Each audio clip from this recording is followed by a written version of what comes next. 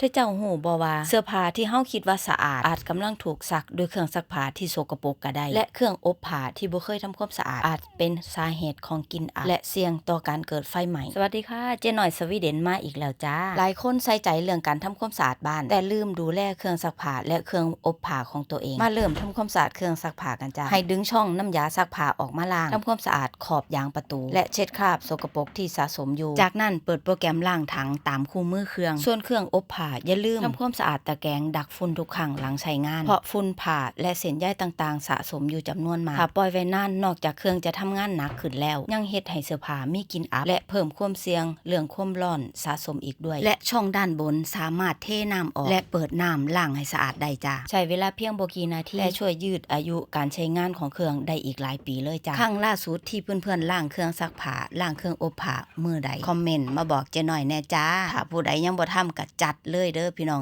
นี่ก็คือเคล็ดลับดีๆที่เจ๊หน่อยเอามาฝากมื้อนี้ถ้าชื่นชอบก็ฝากกดไลค์กดแชร์เป็นกำลังใจเจ๊หน่อยสวีเดนเด้อจ้า